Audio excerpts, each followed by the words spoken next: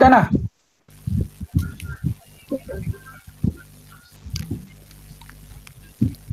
Belum tu, boleh tak tulis nama nama kat sini untuk attendance dekat chatbot tu.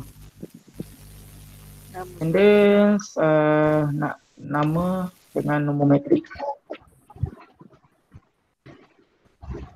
Okay, dekat chatbot tu Okay, so now today we will learn about in network and system administration. Okay, so chapter 4 is about services. So we already learned about chapter 1, learn what the job scope of system admin, dengan apa tu sebenarnya system administration dengan network. Okay, apa dia punya job scope, macam mana kita nak support customer. Okay, dia punya introduction kepada network and system administration. And in chapter 2 we learn about workstation. Okay, so workstation apa? Kita recap balik. Apa tu workstation? Contoh workstation. BYOD. BYOD maksudnya strategi dia on device. Betul. Orang boleh bawa smartphone. Okay, then in chapter 3 we learn about apa kita belajar? Service. Server kot. Servers. We learn about servers. Okay, servers ni dia lebih kepada physical infra. Maksudnya kalau kita nak run any services, dia mesti ada satu tempat untuk dia host services tu kan. So selalunya server ni kita akan letak dalam computer room lah atau dalam data center yang specialized. Okay, supaya dia punya environment tu sesuai untuk server. Okay, now when we have workstation and servers, so basically these two things, apa yang dia nak cuba access dan serve is basically services. IT department is all about IT services. Apa perkhidmatan IT yang department IT nak deliver, okay? So in this chapter we will learn I will explain the overview of services and service requirement and how we going to design service architecture and the local engineering plan. Macam mana kalau contoh kita nak launch the services using a 6-step process. Discuss the conversion task from existing service to a new replacement service. So contoh, you guys baru hired ke this new company. So contoh, you guys diberi task untuk improve existing services. So macam mana kalau kita nak migrate daripada old to new services? So dia ada strategi dia. Okay, and we also will examine the issues which related to running a services. Of course, kalau kita ada running services, contoh macam dari UiTM System Island. So mesti ada student ataupun lecturer complain, kadang-kadang tak boleh login ataupun tiba-tiba slow, dia tak boleh nak access. So itulah contoh issues. Describe about disaster recovery plan. Okay, so disaster recovery ni contoh kalau services tu down, mungkin kita ada backup, kita boleh restore dia dengan cara yang cepat. Sekejap, sebelum tu boleh mute mic. Okay, ada lagi macam kita khabar apa? Tadi off mic kau gila.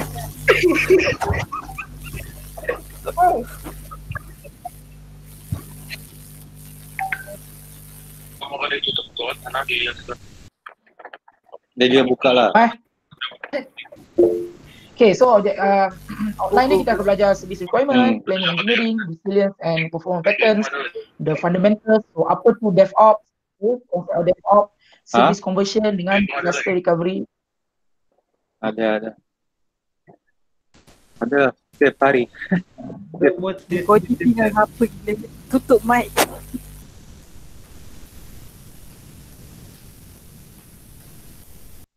Alright. Okay, so service. So dalam IT panggil what? Service makes the environment. So IT services ni yang tentukan macam mana environment IT tu works. Okay, so by definition, service means all the parts that makes an application works. Okay, the software, the hardware and the operation that brings it all together. So when the software, hardware and the operation all coming together, so eventually apa yang orang IT nak deliver? So, eventually dia akan deliver IT services. Orang IT ni dia dekat company tu bukan duduk saya saja, dia bukan takkan nak betulkan server ke, betulkan network ke. At the end of the day, benda yang dia buat tu semua supaya dia boleh deliver IT services, supaya dia boleh memudahkan kerja dalam company tu. Okay, so services dia ada terbagi kepada several categories. So the first one is what we call as foundational services.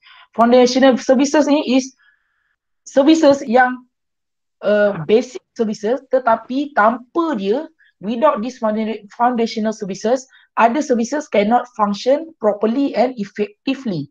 Okay, contoh. One of the foundational services in the internet nowadays is DNS. Tu apa maksud DNS? Pernah dengar tak DNS tu apa? Guys?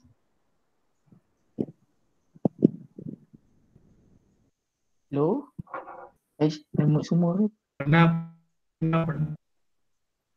Dynamic apa tadi? Dynamic name apa? Domain name. Domain Betul. system. Domain name. Okay. So maksudnya macam ni. So dalam internet, dalam host dalam internet, mostly orang akan host dalam internet dia akan communicate by IP address. Okay, by IP address. Semua orang boleh ingat IP address. So orang ingat macam google.com kan. Contoh, kalau kita tiap kali kita nak pergi search Google, kita nak pakai IP address, orang susah nak ingat. Lebih-lebih lagi kepada orang yang mungkin tua lah kan. So contoh, saya tunjuk browser saya tunjuk satu contoh. Contohlah kita buka website ni. Okay, so mostly nowadays orang biasa kebiasaannya kalau dia nak akses kepada, dia nak browse internet, dia akan browse melalui domain name. Contoh www.naharisconsultant.com. So benda ni senang dia ingat dan senang orang ingat. Tapi sebenarnya apa jadi kalau kita letak domain kita punya web browser? Basically web browser ni akan buat domain lookup, dia akan buat DNS lookup. So dia buat domain, daripada domain name ni dia akan resolvekan, dia akan query dengan dia punya DNS server. So DNS server tu kalau bukan dia authoritative, dia akan pergi tanya DNS server yang lain sampai dia dapat authoritative untuk dia dapat dia punya IP address. So contoh www.naharisconsultant.com ni, so dia ada IP address dia. So macam mana kita nak buat? So kalau contoh kita nak buat manual lookup, so kita guna tools dalam Microsoft Windows ni, nama dia NS Lookup. So DNS server PC ni dia akan pointing dia punya DNS server, maksudnya yang dia akan tanya server tu, okay, apa IP address domain ni. So inilah saya gunakan DNS Google 88.4.4. Okay, so contoh macam saya letak tadi, naharisconsultant.com. So dia tanya dekat DNS, dekat Google DNS. Google DNS tu akan carikan, dia akan tanya sampai ke root server apa IP dia. Okay, nampak tak dia tulis kat sini non-authoritative answer, pasal Naharis Consultant ni bukan di-hostkan di Google DNS, dia punya zone file, tapi dekat DNS server yang lain. Tetapi kita hanya pointing dekat DNS Google. So DNS Google apa yang dia reply balik, dia akan reply IPv6 address dan juga IPv4 address.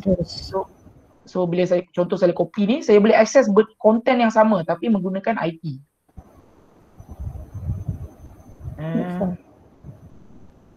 Pasal saya tak enable website tu HTTPS. Okay, so benda sama dia dapat kan, tapi without domain lah. Okay, domain ni jangan cakap sangat penting domain name internet. Tanpa domain name internet kita tak boleh nak sign SSL, Secure Socket Layer. Contoh Secure Socket Layer ni kalau kita pergi kat website kan ada gambar kunci ni kan, nampak tak? Nampak. Ya, benda ni kita dah sign, maksudnya kita dah pergi declare kan untuk domain name ni, ini yang sepatutnya IP dia, takut orang lain nak hijack. So orang, macam mana orang boleh sign benda ni, dia berdasarkan domain name. Tanpa domain name kita memang tak boleh nak sign SSL ni certificate, nampak tak? Dia tak secure. Okay, nampak? So that's why kita perlukan domain name. That's why dia cakap kat sini DNS Tanpa DNS, web application ataupun any application lain lah not run properly. Okay.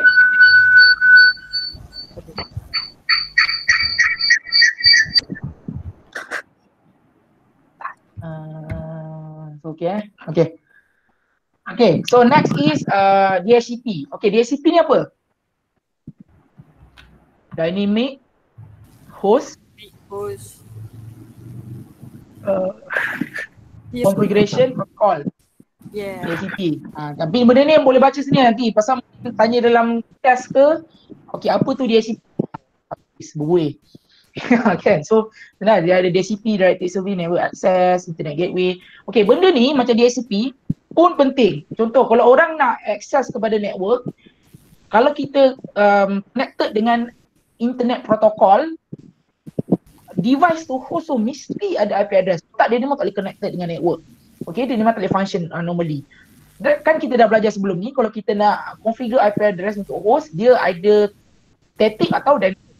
Kalau static, kita manually configure address host ni setiap kali dia nak connect kat internet. So which is not efficient. So that's why people introduce DHCP. DHCP is more efficient. Maksudnya orang tak perlulah nak manually type ke apa. Dengan LAN port ataupun connected ke Wi-Fi, dia akan terus dapat IP address. Okay. So next is basic services. So basic services ni user visible application that most people have come to expect in an organisation. So selalunya kalau kita pergi ke organisation, apa yang paling biasa orang akan guna? Printing kan, contoh printing. Contoh kita pergi ke organisation, selalunya company tak selalunya kaya. Selalunya dia tak adalah seorang satu staff ada satu printer. Selalunya company tu mungkin satu floor tu dia akan beli satu printer. So macam mana dia nak share dengan banyak-banyak okay. Macam mana dia nak share dengan ramai-ramai orang? So dia akan letak satu printer dan akan connected dengan network dan mungkin dia akan gunakan Active Directory punya protokol, okay, Samba, untuk dia sharekan dia punya printing services. Dan juga kita ada email, file storage, chat, IP, Zoom, Skype. Okay, so this is basic services. Okay, and we also have what we call as the primary application. So ini adalah what we call as the bread and butter of the company. So benda ni adalah application yang paling penting dalam company. Okay, so apa contoh kalau UiTM, apa you guys opinion you guys, apa dia punya sistem yang paling penting in your opinion? Island. Island lagi? Student portal. Student portal, betul. Bagi saya kalau student portal tak ada cara untuk universiti ni keep track on student punya progress. Okay, untuk SEM ni dia kan berapa GPA dia graduate on time ke, result dia dah ambil ke course ni. So penting student portal tu. So kalau benda tu primary application untuk UiTM, so of course UiTM kena spend lebih untuk dia jaga sistem ni supaya betul-betul reliable, betul-betul secure, boleh pakai kan. Benda ni bergantung kepada company lah. So kalau contoh kita kerja dengan company okay, contoh kita kerja dengan company macam Pro2 contoh, Pro2 ni dia buat kereta. Okay, dalam nak buat kereta ni ada beribu-ribu komponen. Ada tayar, ada ada brake, ada engine. So benda ni semua ada supply chain. Kita nak track dia. Okay, so benda sistem yang penting bagi Pro2, company macam Pro2, of course supply chain management. So contoh company yang sistem yang ada macam tu macam Salesforce, kalau you guys pernah dengar lah Salesforce, ataupun nama dia? SAP, tu banyak lah company besar pakai. And we also have what we call as back office. So yang penting juga, tanpa dia primary application tak akan jalan. Contohnya macam database. Kalau kita ada application macam student portal tu, of course kita nak simpan student punya data tu dalam database. So kita adalah database contoh macam MySQL, Oracle, ataupun kita ada macam Microsoft Access, kan, macam-macam type of database yang akan interact dengan our primary application. Okay, so macam mana kita, contoh kita di-assignkan tugas, contoh kita baru start bekerja dekat company tu, so bos kita cakap, okay Zabedah, so ini masa untuk anda buktikan diri anda ni worth it. supaya saya boleh confirmkan anda. So saya assign kamu untuk perbaiki sistem yang existing. So kalau kita sebelum kita nak buat benda tu, kita mestilah meet with stakeholder. Contoh kita nak perbaharui sistem HR contoh. Dekat company tu dia ada satu sistem payroll, dia nak bayar gaji orang kan. So contoh dia ada masalah dengan existing system. So adakah kita buat tu kita short sendiri cakap oh mungkin sistem ni perlukan interactive kot, perlu video ke kan. Tu kita sendiri berfikir tapi tak semestinya benda tu yang orang tu nak, betul. So kita kena jumpa dengan HR punya people lah. Kita jumpa dengan dia, kita kena ajak meeting. Kita cakap dengan dia, okay boleh tak kita meeting, saya nak ambil requirement apa yang boleh saya improvekan sistem HR ni. Dan kita juga kena jumpa dengan management. Kita kena jumpa management supaya based on requirement ni kita propose apa bajet yang diperlukan untuk untuk buat sistem baru ni atau kita improve sistem baru ni. Tak kisahlah kita berbuih, kita cantik mana proposal kita, kalau tiba bos kita cakap dia punya bajet hanya RM10, rasa nak berhenti kerja ke atau kita still buat? Kita pula kena keluar gaji kita. Siapa nak kan? So kita perlukan bajet. Dan tu penting, kena ada meeting. Okay, dalam bila kick off meeting tu dah ada, kita mesti put everyone on the same page. Semua orang mesti agree dengan benda yang kita dah decide nak buat dengan sistem tu. Okay, so untuk kita gather requirement, kita tak digalakkan untuk oral. Pasal oral ni contoh, mungkin hari ni dia cakap lain, esok bila dia jumpa dia akan cakap lain. Kan? So dia akan sentiasa bertukar requirement ni. So apa yang sepatutnya kita buat, kita kena ada written requirement. So bila kita buat, kita kena catat minute meeting tu. Maksudnya bila kita meeting tu, kita kena catat meeting tu supaya semua orang tahu apa yang kita agree. So benda tu dah bertulis. Okay, so written requirement ada two type of requirement. Kita ada customer requirement and we have operational requirements. Okay, ni benda ni test. Okay, so describe the features and customer requirement ni adalah describe the features and functionality of the service to be built. Maksudnya, okay, kita tanya customer, okay apa dia nak? Okay, customer tu cakap, okay saya nak icon ni besar, icon ni kecil. Saya nak supaya bila saya tekan button ni dia terus drop down, terus dia ambil database melalui Ajax. Okay, betul saya nak supaya interaktif. So, bila interaktif kita kena pakai HTML5.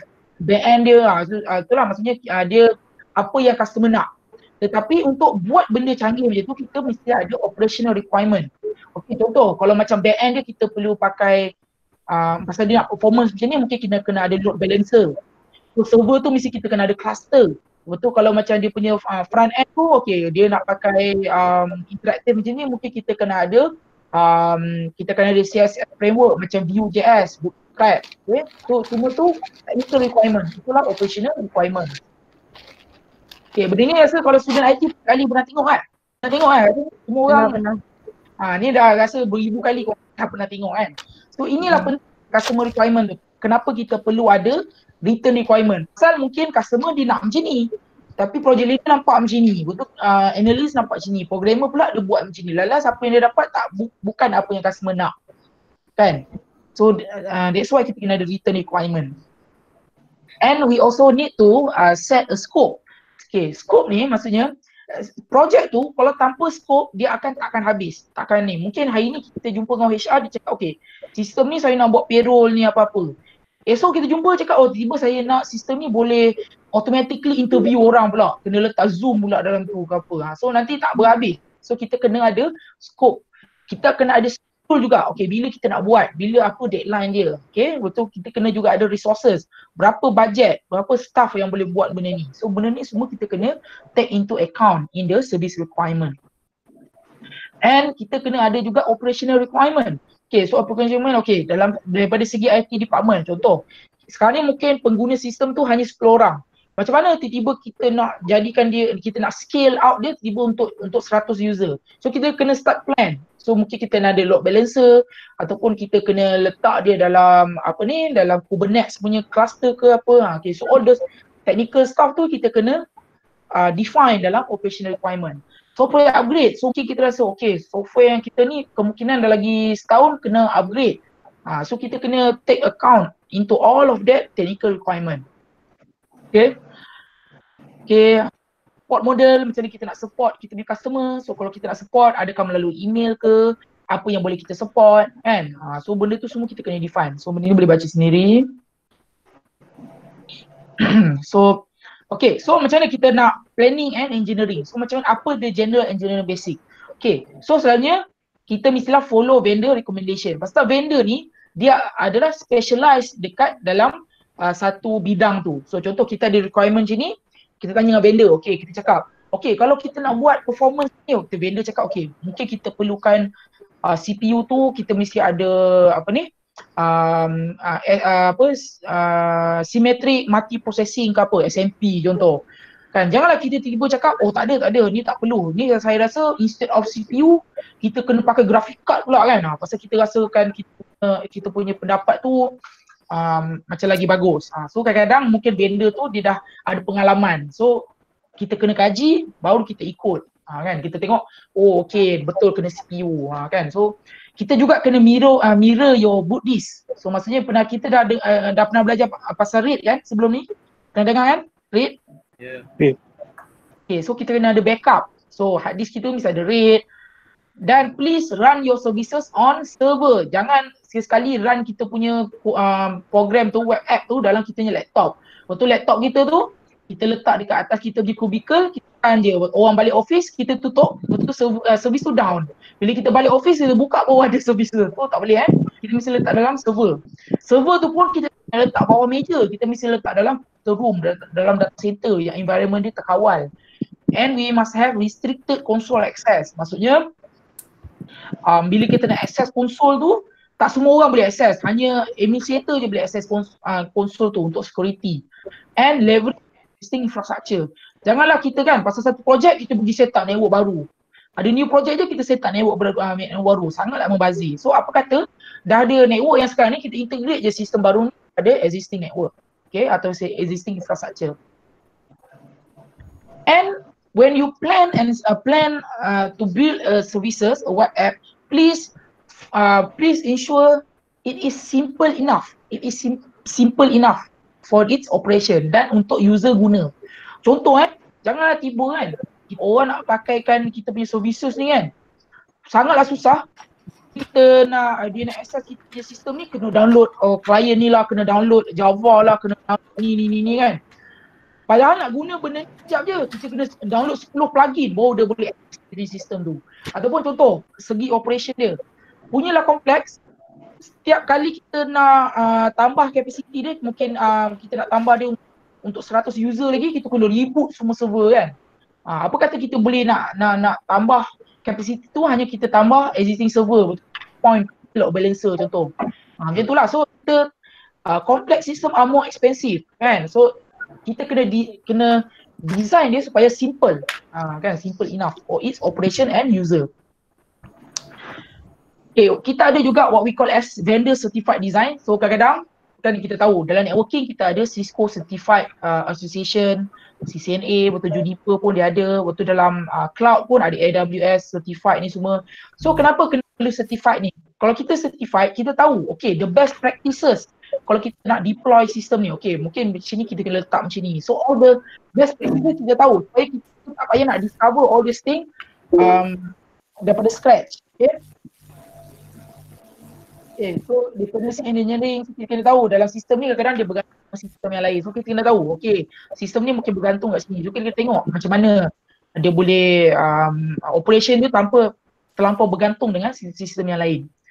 Support, macam mana kita nak monitor kita punya sistem. So yang penting kita kena tahu, okay, kita punya web app kita mesti ada monitor dengan Grafana. Kita boleh tahu, okay, turun ke apa CLA dia. Okay, kena tahu semua tu. Kalau kita tak monitor, mungkin benda tu dah down 10 hari baru bila user report baru kita recommendation untuk memudahkan engineer lain untuk troubleshoot kita punya sistem. Okay, kita kena ada redundancy. Janganlah kita punya server sistem tu pasal satu hard disk rosak je terus semua the whole system down kan. Kalau boleh dia mesti ada RAID kan, dia ada backup antara primary. Okay. Ingat lagi kan masa yang slave? Kita buat tak ingat? Server tu wajib tanya tu RAID tu. Okay, next.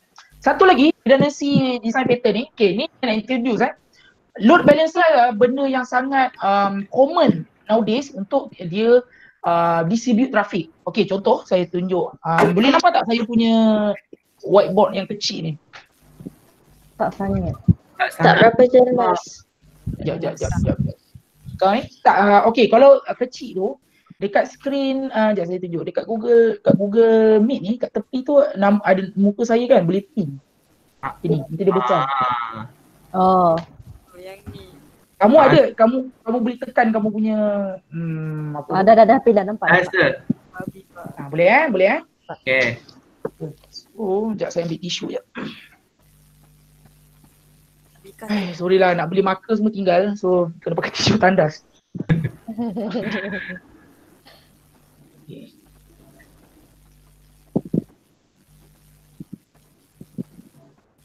Okay lah.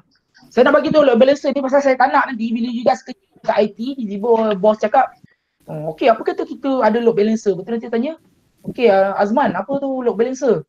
Tak tahulah apa load balancer. So ni saya nak bagi tahu lah ni. Okay, load balancer ni benda yang paling basic. Contoh, kita ada internet. Okay lah, so ni internet lah. So ada macam user lah, ada orang dekat kampung lah apa kan, semua connected dekat internet. Okay, so dia network kamu ni. So untuk kamu contoh, kamu nak buat student portal contoh. So dalam network kamu ni, contohlah ni parameter network kamu tu. Okay, kamu nak buat sistem island.com contoh. So kalau kamu resolve DNS tu, selalunya orang akan, contoh kamu akan dapat IP apa? 10.1.1.1. Contoh So selalunya orang akan letak load balancer dekat mula ni. So bila orang hit kamu punya network ni, pergi je island.com ni, dia akan pergi ke load balancer. LB. Load balancer tu apa sih? Dia service ke, application ke? Ada dua, dia sebenarnya software, tapi software tu kamu boleh juga beli appliance. Dia macam dia macam satu device lah. Nanti saya akan tunjuk contoh appliance dan contoh software untuk buat load balancer tu. Okay, contoh kamu ada server lah, contoh kamu beli server Dell, dalam server Dell ni kamu install load balancer kan, software. Nanti saya tunjuk apa software dia. So load balancer ni dia akan connected, contoh kat sini kamu punya front end, maksudnya kamu punya web server, www lah. Okay, kamu punya web server. Apa contoh web server punya software?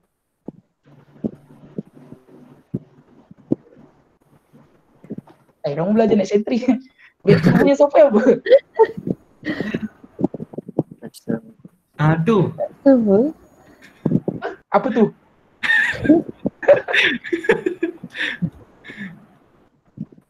Apa sih tadi? Contoh apa? Web server. Cover software. Wix. Apache apa ni? Apache. Dengan apa? Apache tu web server. Apache, betul kita ada Nginx, Nginx. Macam-macam lah. Tapi selalunya orang pakai Apache lah. Okay, so cakap contoh lah, kat sini kita pakai Apache. Okay. So, tanpa load balancer ni, kita tak boleh nak ada multiple front end web server tau. Maksudnya kita hanya ada satu web server untuk handle semua trafik ni. Kalau kita ada load balancer, bila orang resolve DNS, dia akan hit kat load balancer ni dia akan pegang virtual IP ni. So bila orang dah pergi load balancer tu yang akan forwardkan trafik tu ke, dia akan load balance kan dekat semua web server ni. Faham tak? Tak adalah kita bergantung dekat satu server je. Okay, so let's say kita punya pengguna banyak, contohlah kan, kerajaan cakap okay, kamu tahu kan yang bantuan prihatin tu, prihatin nasional. Bantuan prihatin nasional tu, orang cakap okay, semua pergi www hasil semua kan. Contoh, of course pengguna tu akan jadi banyak kan bila orang nak tahu semua nak access benda sama kan. So selalunya dia akan tambah capacity dengan dia tambah lagi web server ni. So dia tambah, adakah dia perlu kena reboot the whole thing? Tak perlu. Dia just perlu point, dia tambah, dia perlu point ke load balancer saja. Okay, ni untuk front end lah, untuk dia punya web server front end. Kan dekat belakang ni kita ada database DB. database lah, Oracle ke apa, kita ada database ataupun kita ada middleware ke, macam-macam lah. Okay, so itulah pentingnya load balancer. So selalunya kadang-kadang load balancer ni sendiri pun dia ada backup dia. Kalau dia problem, dia ada orang yang akan take over IP ni. Macam tu lah. Point dia, balancer punya software tu. Okay, contoh yang paling famous selalu orang pakai open source, which is we call as HAProxy. HAProxy. HAProxy. High availability proxy. So kalau kita tengok di sini. Alamak.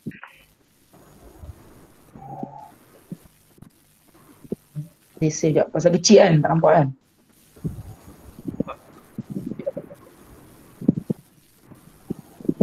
Okay. So user, dia pergi ke HAProxy. HAProxy ni akan distribute traffic pada multiple web server ke ataupun backend server ke, tak kisahlah. Dekat sini dia pakai Node.js punya app. So nampak dia distribute ke multiple Node.js punya server. Tu nowadays orang pakai macam tu. Maksudnya load balancer tu kita ada satu server. Server tu hanya tugas dia buat load balancing je. So server tu kita install dengan HAProxy. Ataupun kita boleh juga beli appliance. So appliance alamak.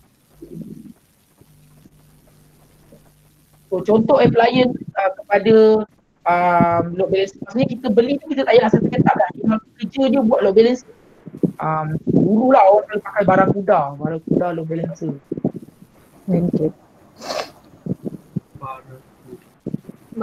Ini apa dia?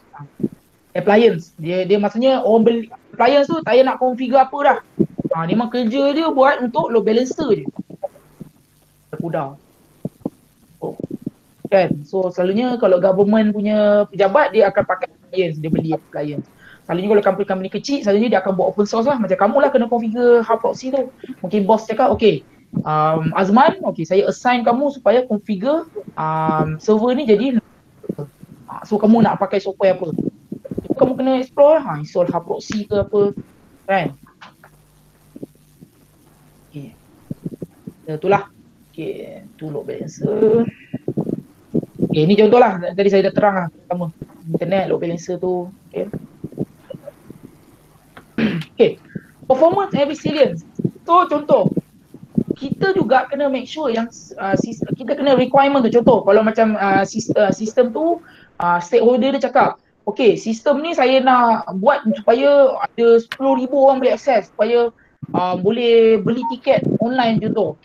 Of course, macam mana kita nak tahu yang sistem kita design ni cukup capacity untuk 10,000 orang? Okay, macam mana? Apa you guys punya pendapat? Macam kita nak test?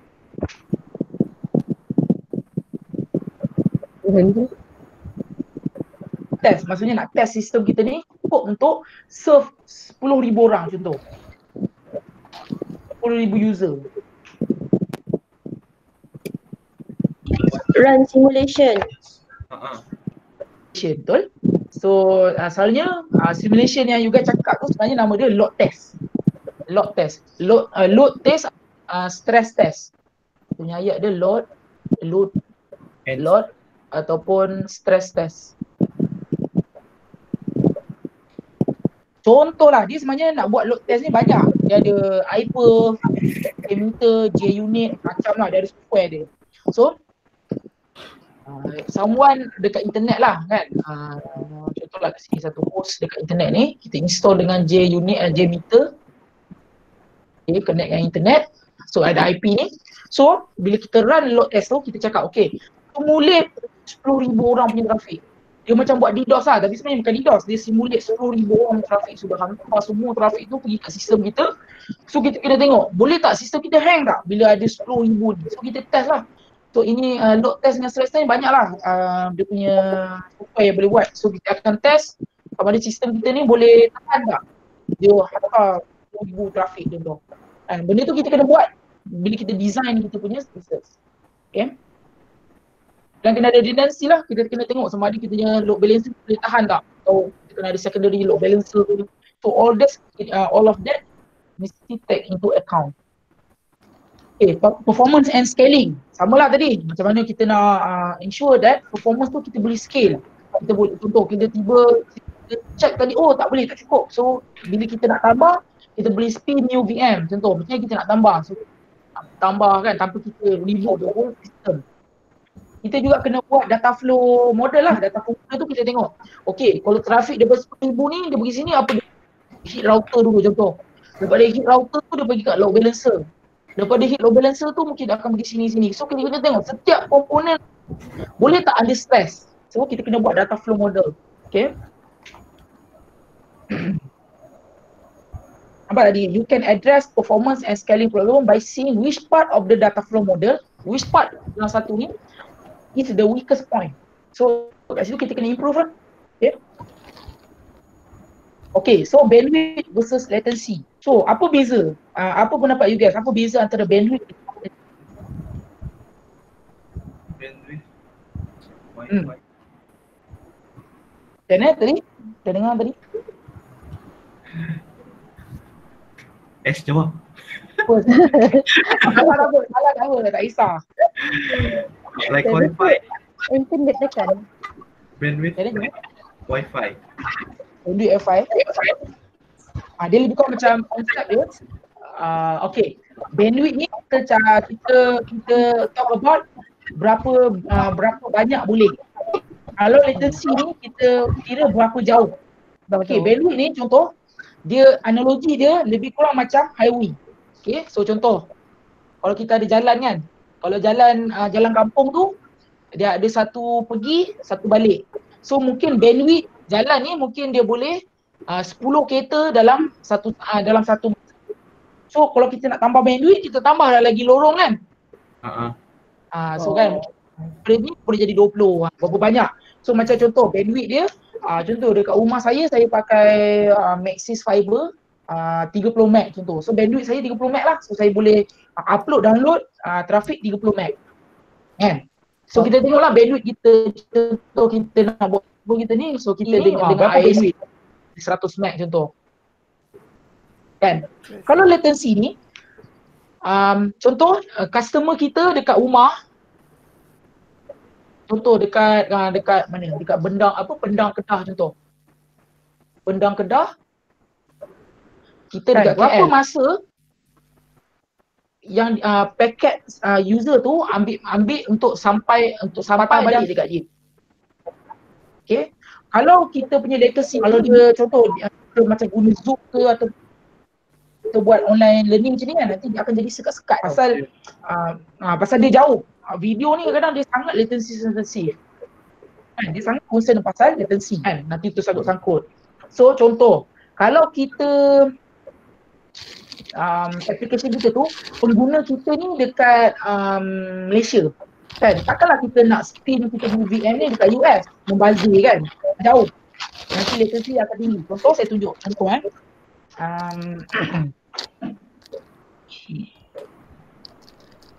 contohlah, okay saya buka DigitalOcean saya lah. Okay,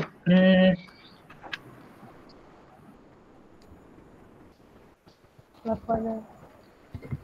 lapar dah.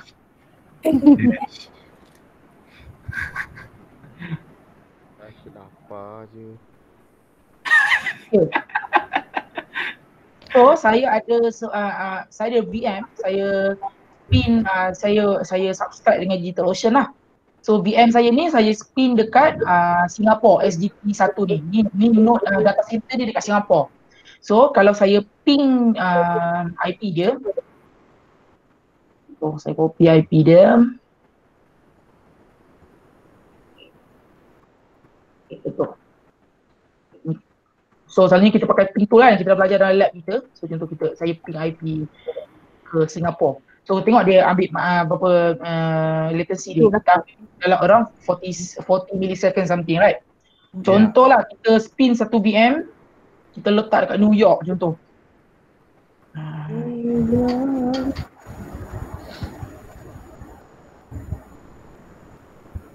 Baby Shark.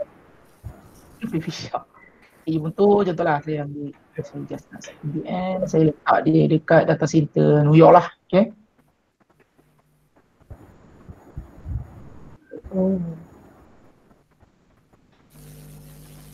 Alright, so dia ada boot dulu.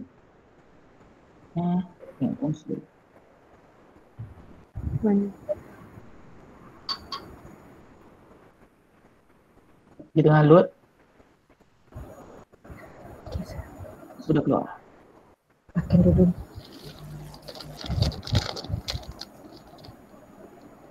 Dia tengah boot. Sekejap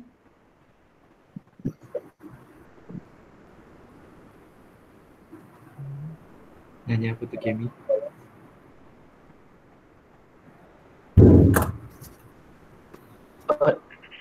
Okay, so contoh saya ambil IP dia, dia bagi saya IP blok 161 ni.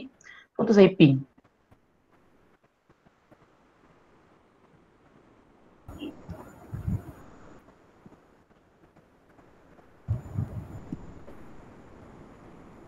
Nampak tak? Dekat Singapura tadi 46, 40 milliseconds something. Kalau dekat US, saya perlu guna submarine cable Hong Kong ke Jepun, baru saya pergi ke US. Tak, latency tu jauh. Kan? Kita home VM tu dekat New York, tapi customer kita, pengguna kita mostly dekat Kuala Lumpur, of course dia akan ada performance issue dekat situ. So kita kena take note lah on that. Okay. Okay, nampaknya saya kena destroy. Ini pasal nanti saya kena bayar.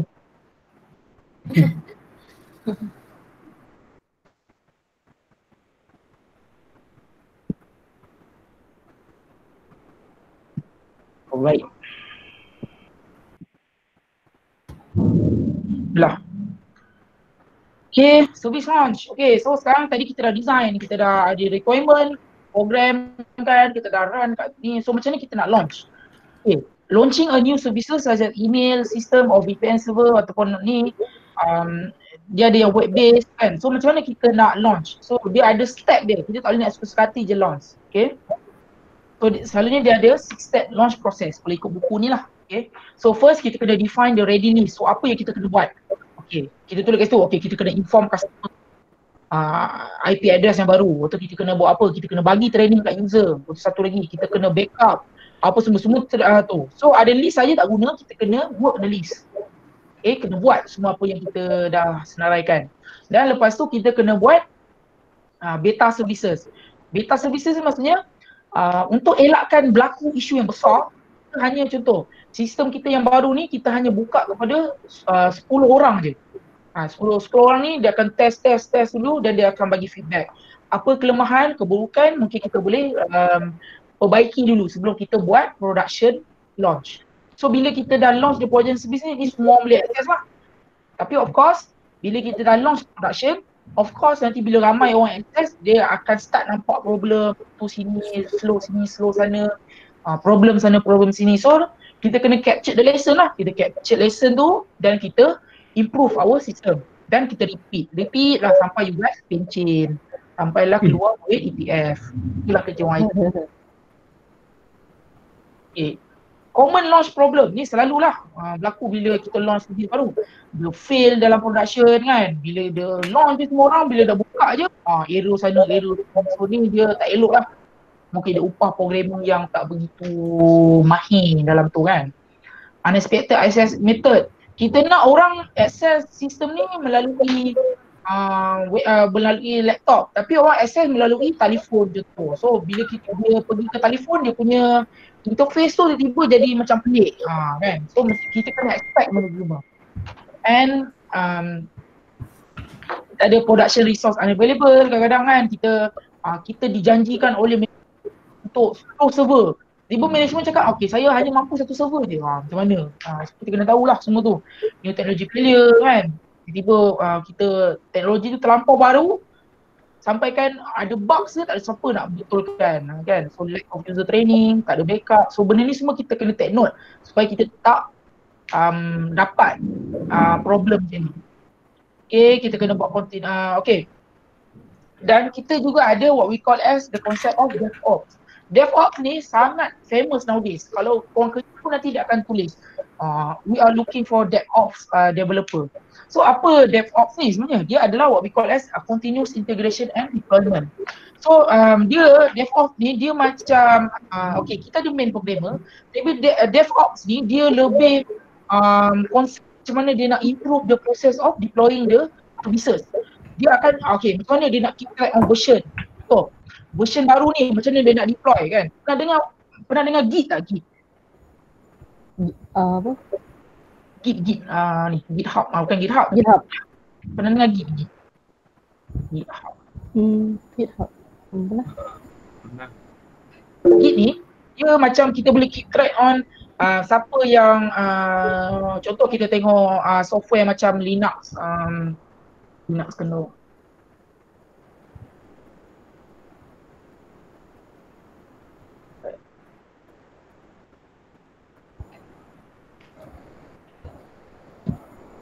okay. So kalau kita tengok sini kita boleh tengok ni. Dia ni okey, siapa commit, siapa yang ni. Kita boleh tengok apa yang dia commit, kita tengok ni apa kod yang dia commit. Dia tukar apa ni. So semua tu DevOps dia, supaya dia nak cerita dia punya deployment of services tu lagi efficient, lagi error free. Memang DevOps ni engineer. Okay, dia akan test ordering, dia nak test. Okay, maksudnya adakah kita buzzer source kat sini, so dia akan test pipeline. Okay, saya bukan tipu sebenarnya kalau kita tengok dekat job street. Memang ramai orang cari kerja untuk DevOps. DevOps engineer ni memang banyak. Dia akan check, dia akan macam dia nak solve kan scaling issue, macam mana dia nak keep track on dia punya backup deployment system tu, dia tengok macam mana dia punya tu lah.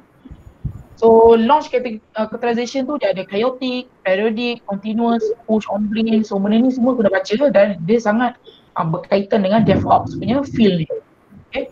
DevOps ni dia bukan programmer saja tau. Dia maksudnya dia orang belakang programmer tu yang akan tentukan deployment ni adakah okey. Dia akan test sistem tu, dia akan tengok branch of code version tu, macam tu lah. Itulah DevOps kerja. Okay, minimum viable product. So kadang-kadang kita bila nak launch tu kadang kita mungkin tak sempat. Selalunya kalau kita buat software development, pernah dengar pasal sprint? Pernah dengar sprint tak? Apa sih? SDLC. Pernah dengar SDLC? Pernah. SDLC dia ada waterfall lah. Dia ada sprint. Kan? Memang pandai je buat SDLC ni dosa. Memang pandai? Agile. Bukan kot. Bukan. Habis CI251 buat apa? Apa Bukan Zat? ada CI251 ada belakang SDLC kan? Ada. Ada kan?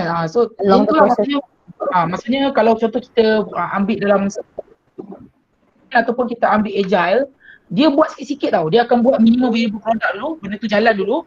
Tapi mungkin dia tak ni, so dia ada iteration. So mungkinnya version ni ada problem, so dia akan iterate lagi. Dia akan iterate, betul dia akan tambah baik.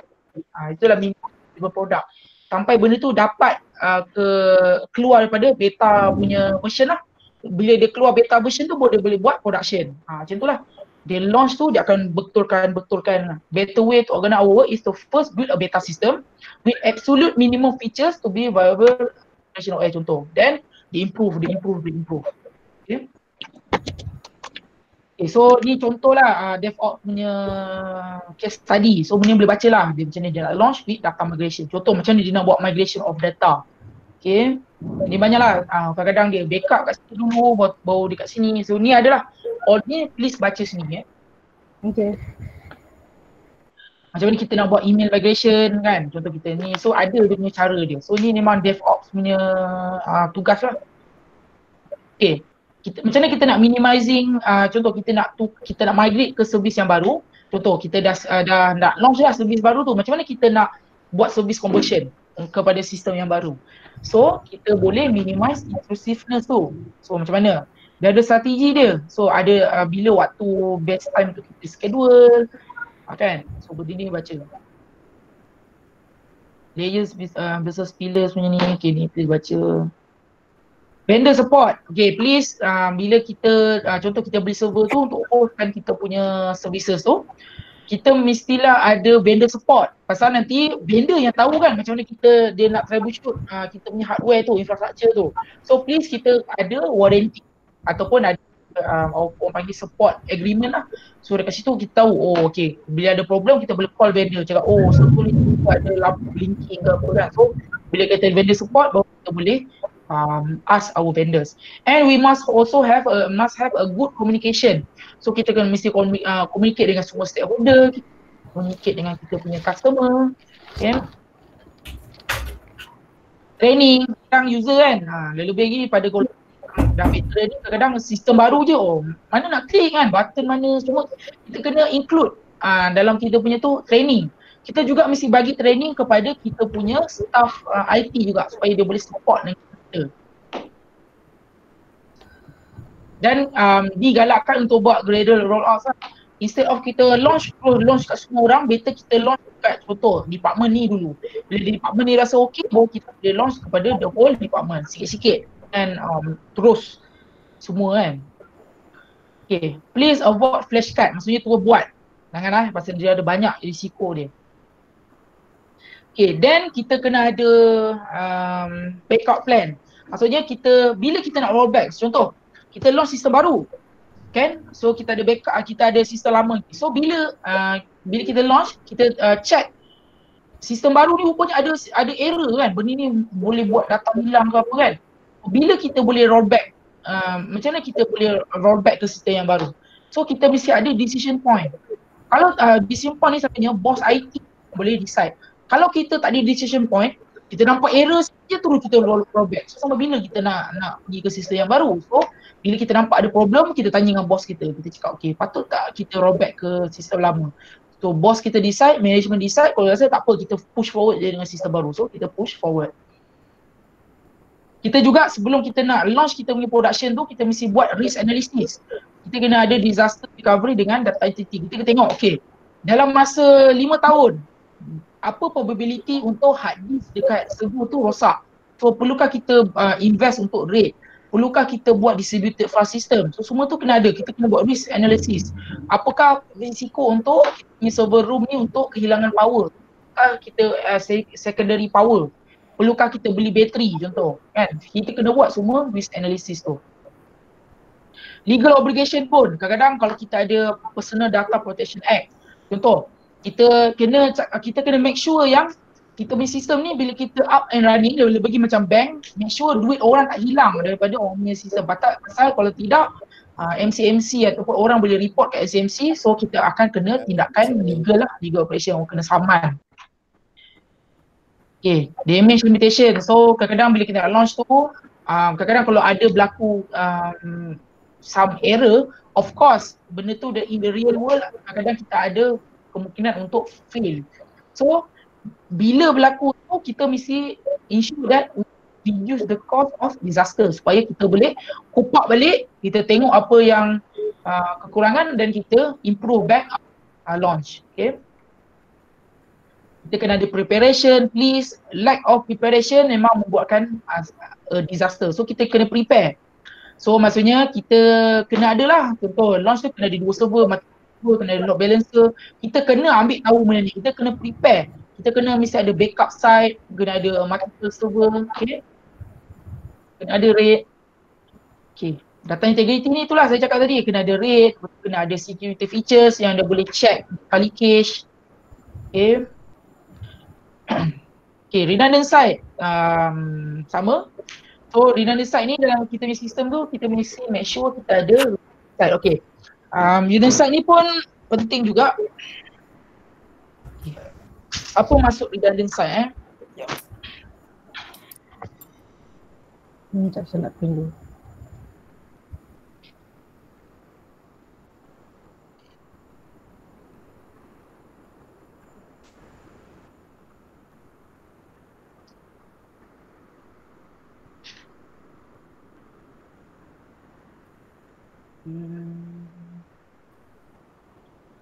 Okay. So, contoh dalam redundant site dia ada 3 kategori tau. Ada 3 jenis. So kita ada what we call as hot site. Kita ada warm site. Dan kita ada cold site. Siapa pernah dengar terminologi ni sebelum ni? Tak. First time dengar? Hmm. Okay. So, Sebelum ni dengar apa yang membezakan ni? Macam mana? Sebelum ni dengar website je. Dekat website. Oh benar. Okay. Saya terangkan sikit lah kan. Benda ni, konsep ni penting Contoh, kita ada dekat HQ kita tu, contohlah HQ kita ni dekat Shah Alam. Kan? So dekat HQ kita ni adalah kita punya data center tu, computer room. Kan?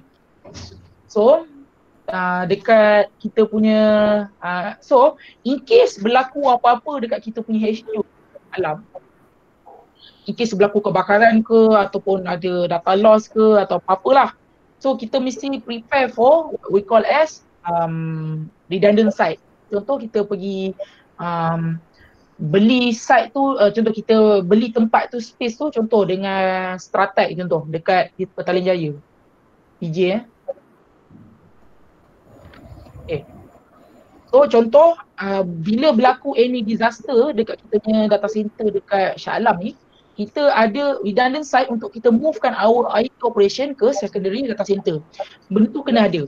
Tetapi dia ada flavor dia. Maksudnya flavor dia ada cara untuk dia maksudnya mechanism dia boleh migrate Shah Alam ni ke PJ. So first, kita ada what we call as hot site. Hot site ni paling bagus tetapi yang paling mahal. Dia paling bagus tapi paling mahal. Maksudnya hot site ni, contoh dekat sini kita ada 10 server, ada 10 workstation, ada macam-macam.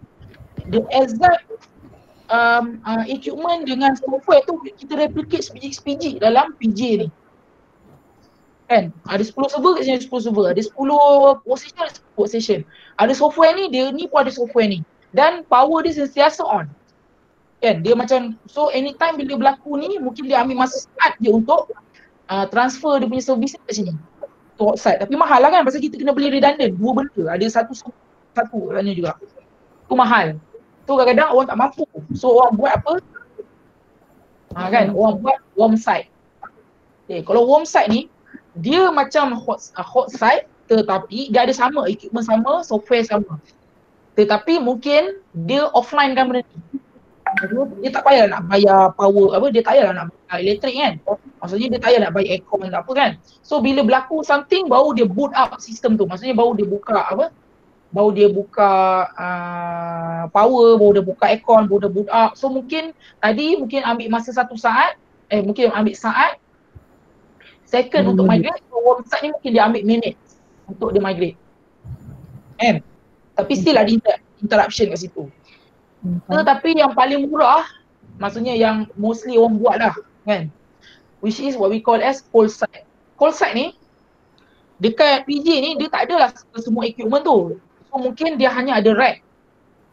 Dan dekat situ mungkin ada PowerPoint, ada semua, ada tempat yang kosong. So bila berlaku some error, so mungkin dia ambil masa untuk migrate. Dia akan bawa physical device tu pergi kat sini. Baru dia pasang satu-satu. Faham tak? So mungkin ini mungkin ambil masa jam ataupun days untuk migrate. Itulah beza hot site, warm site, cold site. So faham tak? Faham. So physical apa tadi sir? Physical macam mana? Apa? Physical apa tadi? Faham betul. Server ni lah maksudnya. Kalau dekat cold site ni, physical server tu tak ada, kita tak replicate pun. Maksudnya dia hanya ada macam plug point, ada rack, kosong lah semua tu. Aircon ada tapi dia tak buka. So bila berlaku disaster dekat HQ tu, dia akan buka physical server tu dekat dia punya data center kat Shah Alam tu, dia akan buka, dia akan transport lah, bawa lori ke, bawa lah pergi dekat PJ ni pasang, baru dia pasang server tu. Kan? Kalau dekat yang seterusnya, yang lain-lain ni, semua equipment dia tak payah dah, dia memang ada kat sini. Dia just terus boleh transfer. Faham. Okay. Itulah beza dia. Okay, nak habis lah sebenarnya. So, harap bertahan. Bertahan. Tahan. So, kita ada security disaster. So, of course, kita nak anticipate. Of course, selalunya akan ada hackers lah. Dia ada malicious intent kan. Selalunya dia nak mungkin aktivis ataupun orang ni memang betul-betul jahat. Dia nak dapat duit, dia buat DDoS. So, kita kena sentiasa ada security audit lah. Kita kena buat pen testing. Kita kena check, okay, sama buat security audit. Sama sistem kita ni boleh tak prevent security breach kan. So kita boleh, kalau kita mungkin tak ada kepakaran tu dalam kita punya company, kita boleh upah company luar. Pen tester kat Malaysia ni contohnya, saya contoh dekat macam Tele Awan contoh. Inilah company-company yang buat pen testing. Dia basically white hacker lah.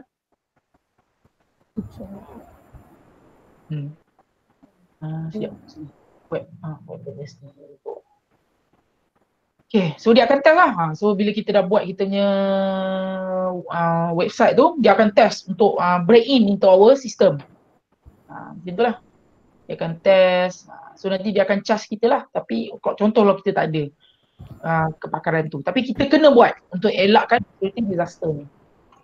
Okay, media relation, so macam contoh kan, tahu kan apa yang berlaku dekat CIMB hari tu kan, orang cakap duit hilang kan. So dia kena ada media relation, maksudnya dia kena ada boleh diam je. Kita kena bagi tahu apa benda sebenarnya yang berlaku. Okey, benda ni apa, supaya orang tak ada salah sangka dekat kita ni macam kita nak cuba sorokkan something yang besar. Kan? So kita kena ada media relation. So tu je lah. Okey, boleh sambung tu. Bye. Boleh ambil. Okay, so kita ada kelas hari sama kan? Rabu. Rabu. Rabu. So Rabu tu mungkin kelas kita short je, mungkin 15 minit je.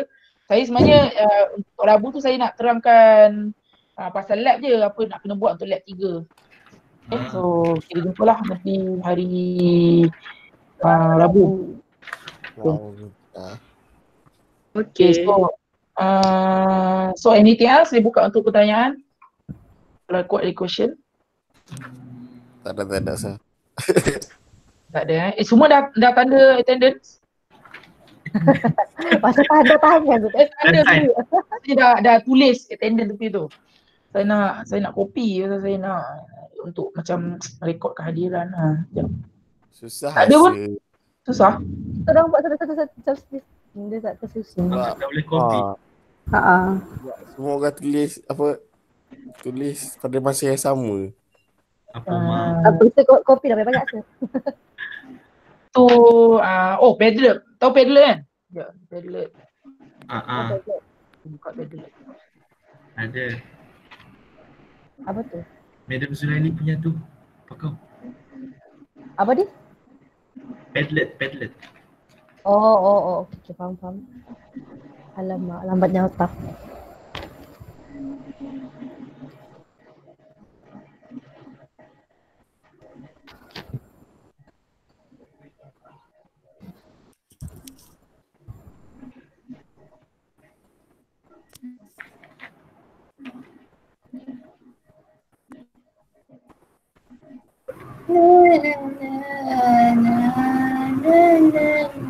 Soalan tu ada objektif ke se?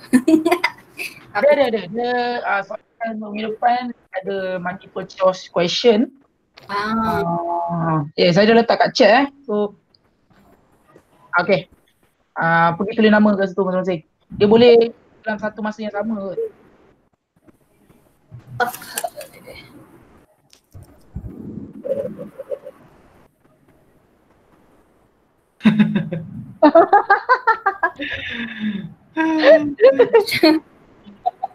Tak boleh. Tengah membuka. Macam mana? Macam mana tulis tu? Bisa? Oh, okay. Tu ada Umar Muklis tu boleh tulis. Tanya dia. Lambat lah. Apa benda ni ya Tuhan? Macam mana aku nak tulis? Lah dia Tekan yang add tu yang tambah tu. Okay. Tambah kat bawah. Saya bagi 5 minit nanti dia tutup. Ni attendance jap. Okay. Apa aku tak nampak weh? Mana dia? Oh, add ni ya Tuhan. Masa. Aku tambah kat bawah tu. Dia bukan tulis add ADD. Dia ada tambah. Okay. Sorry. Waktu 4 dah.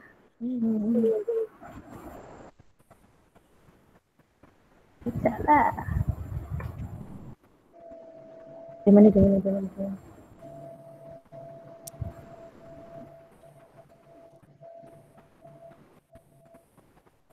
Ada tak nama aku?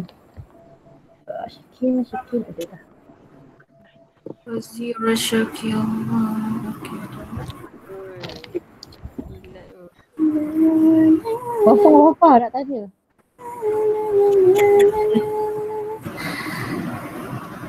Sama. Macam mana kau tukar nama kau kat situ? Klik je. Oh, Edit post. Tak silap saya ada yang tak datang ni kan. Aida sir mati laptop dia sebab adik dia cabut plug. Tuliskan nama dia. Ada. dah tulis tak? Ada dah tulis. Dah tulis. Sudah. Dah tulis dah. Kamu tak silap total ada macam saya tengok sebenarnya. 20. 29 lah.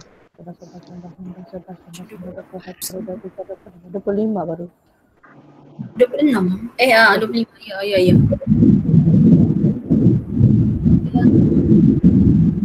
Sudah banyak. Fakro tengah tulis.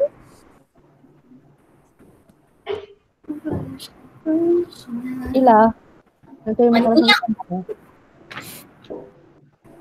KFC.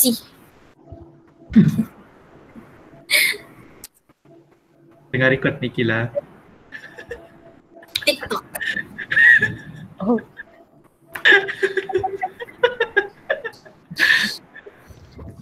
Kamu sepatutnya ada 28 semua.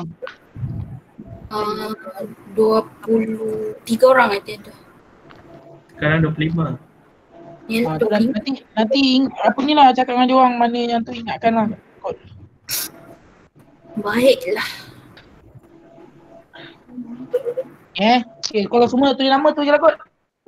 So, Assalamualaikum. I think I see you guys next week lah. Alright. Sorry next week. Benda Rabu ni lah. Rabu. Lab 3. Penuh tadi semua dengar kan. Okay, right. So, Assalamualaikum. I see you guys ni lah Rabu ni. Okay. Thank you, sir. Salam. Yes, sir. Terima kasih, sir. Cikgu. Tak, sir. Bye semua. Lapar. Makan. Bye semua. Makan.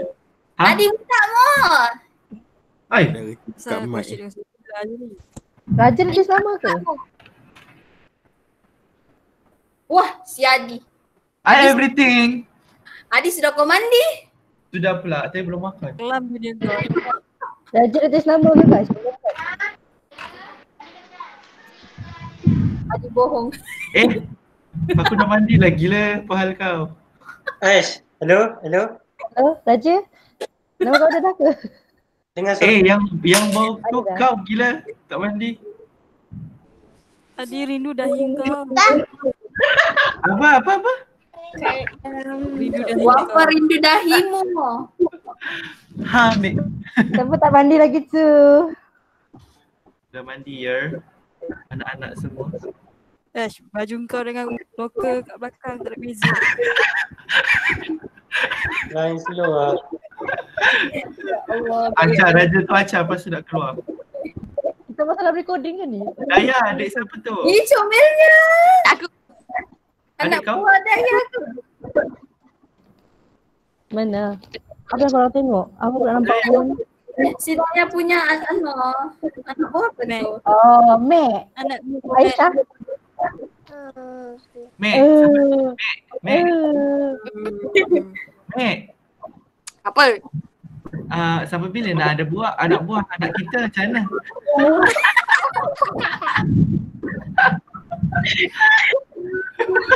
Kau gelak. Dalam belakang ada ni. Hai, cute-nya. Bukan nama dah lah, Mek. Kak bye. Adik bye. Apa? Ayah. Salam. Aduh, nak salam. Salam. Oh. social distancing. Bye-bye. Bye-bye. Maksudnya dia. Afika gemuk. Masuk. Masuk mana pak? Afika kena red zone. Fika, Tapi kena ada usul ke? Fika, apa bukan kau? Ha? Bapak, kau tak buka. Waktu buka tudung ke? Aku tak pakai baju gila, panas. Aku tak kena pakai tudung, aku tak pakai baju. Terus pakai. Gila belum keadaan. Adi, laki balik ke sana sudah kan? Ha? Laki balik ke college dia sendiri sudah kan? Ya, so balik Perindo. Ya, tu ada laki kat sini. Alah. Alam, Alah. buka apa je semua. Asyik kata bahasa makan tengok laki. Laki. Apa? Awat. Afika sihat ke? Sihat. Makan Afika. Dia pisang gila. Dia kena red zone. Yelah dia kena red zone. Aku tanya tak suka bekalan makanan ke? Asal sebab aku kena exam ke? Dia kutuk beras lah. Hey. Pak, kita nak. Bapak, macam mana? Fika. Fika. Ha. Apa? Tanya madam tu. Tanya Dr. Syah. Bila kita boleh meeting? Tapi jangan dulu lah. Sebab tak ada progress. Nanti kita jauh. Apa? Jadi asisten kau macam lawan je. Apa dia? Apa? Wafa rajin tanya sir. Siapa lagi kan? Hai Naim. Naim apa? Off microphone. Naim. Naim. Naim. Tidurlah. Hai kucing Naim. Naim minggu siapa tu? Adi ada lagi. Aduh, sibuk lah Adi ni. Anjing, kau diam. Ini comel yang kucing. Alah Tengok rindu kucing dah siapa. korang. Kita tak ada kelas lagi dah. Ya. Rindunya nak balik rumah. Kau salah kau. Ni aku tak nak jumpa kau lah. Naim. Nah lah gelak tu. Naim. Apa gila nakal? Naim. Naim. Kat mana tu gelap-gelap Naim? Dalam Bilik. store. Oh, Naim. Naim dengan aku ni. Buat apa tu? Tak gelap. Buat apa tu Naim? Gelap-gelap? Gelap. Betul, aku dah gelap. Dia gelap. Okey, Left pin dulu, muka left Naim dulu. sekarang. Left dulu, dah dulu. Dia left. Ash. Ya. Eh. Apa? Pergi ambil kita makanan nanti. Korang makan apa? Ira ni dia pergi screenshot aku lah. Belacan betul. Bukan.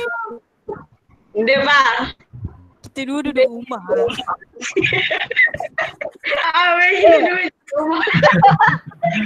Asal dulu lah. Asal dulu lagi lah. Aku dah makan. Oh iya, kenapa belum masar? Sekejap. Tak Benda boleh recording dia ni. masuk. Benda recording ni punya recording ke apa? Aku rasa sepunya. Bagi kita nak keluarkan. Sudah. Record. Memang apa? Alah, bukan dia nak foto. Hai Asa. Wafa, tu dia nak nama tu apa? Weh. Aku tak faham. Kau ada masalah tak? Masalah apa? Masalah dengan kau?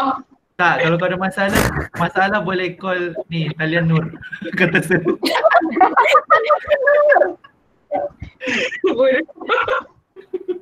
Adik kau buat kopi ke? Kalian Nur. Guys, macam mana dengan FYP? Oh my god. Oh my god. Afika, Tapi tak tahu lah. how's apa cara FYP kau? I mean like kau dah successful buat ke apa? Aku dah buat login je.